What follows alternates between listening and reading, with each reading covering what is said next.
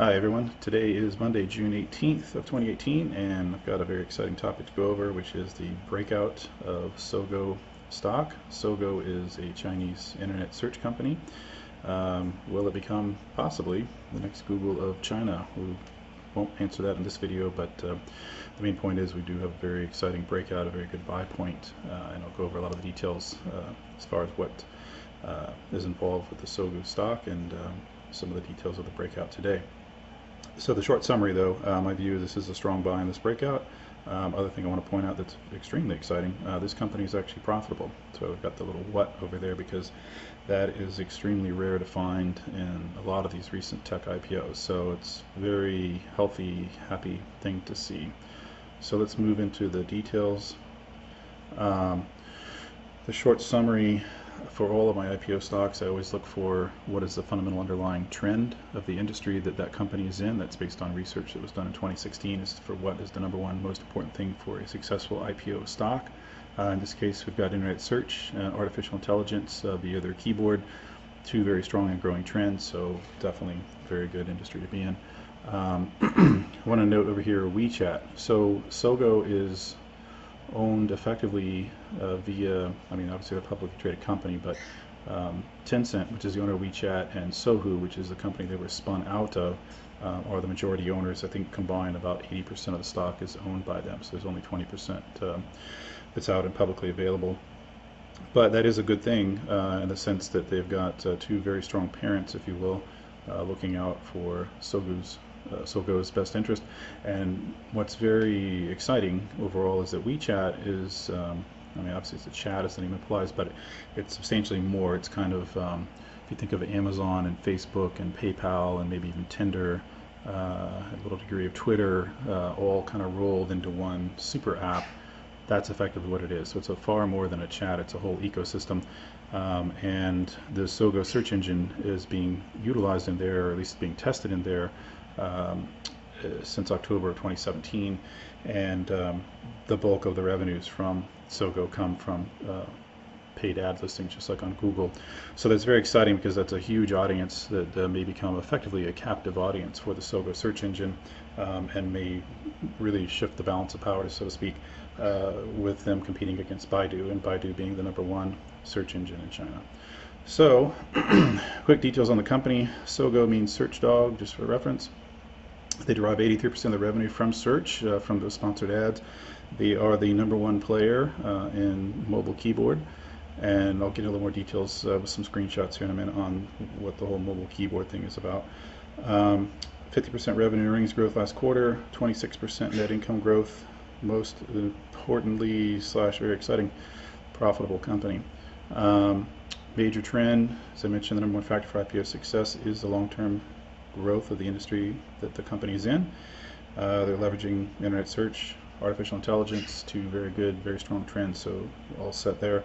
They did mention on the last earnings call that they're expanding their search results for healthcare and education, i.e. going a lot deeper, and I think that's a way to further try to differentiate their results from Baidu results. Continuing to invest in their artificial intelligence, not only for the character input via keyboard, both PC and mobile, but primarily mobile, but also translation. So they're doing things like image recognition, let's say of a stop sign, just as a hypothetical, and then translating that automatically into Chinese. So anyway, very set on the major trends.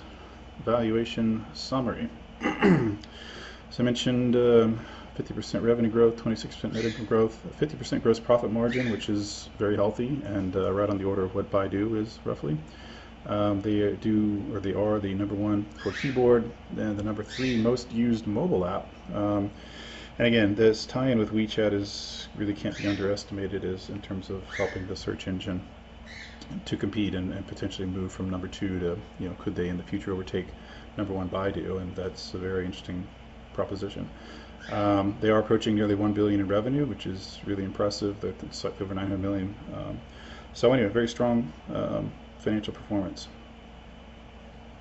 I'm going to skip past this really fast. I just want to throw it out there that I do, for all of my IPO investments, I do go through a multi-step process. I can tell from the YouTube video views that This part of it doesn't seem to be very exciting for people, so I'm going to not spend too much time on it and get more into the details of the specific stock on each of the videos. But key point I do want to make is that I always try to purchase on the breakout of a range.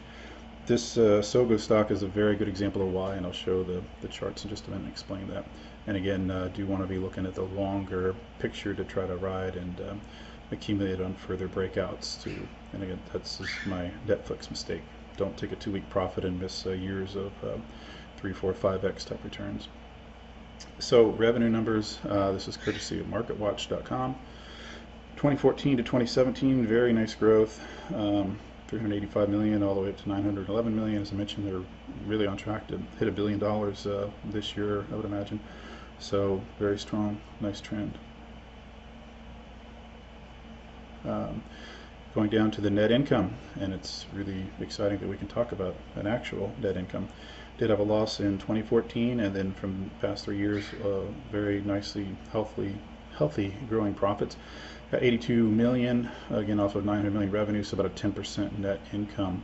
But again, it's just very pleasing to see actual profits flowing into this company, so very good sign for their stock. I had actually made a shorter video, but I wanted to expand on it because I found this article.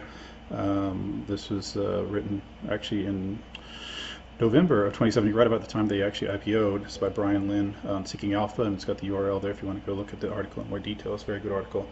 But I did want to kind of give some of his summary points, which was the dominant language input method for the Chinese market.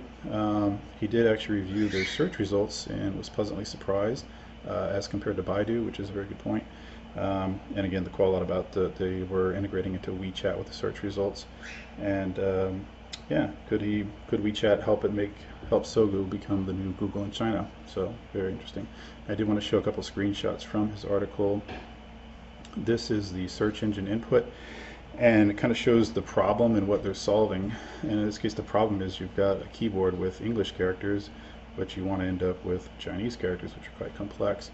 And so in this case, what they've done is this example he's actually showing typing in artificial intelligence, which apparently is Ringong Xing Ing, very long word basically, and you can type RGZN, and it can effectively know or predict, if you will, that you want to type in artificial intelligence, type all that out, and basically speed up your text entry. And the Chinese characters are quite complex, and so by having a very effective predictive artificial intelligence, then you can dramatically speed up your ability to interact with the computer or your phone.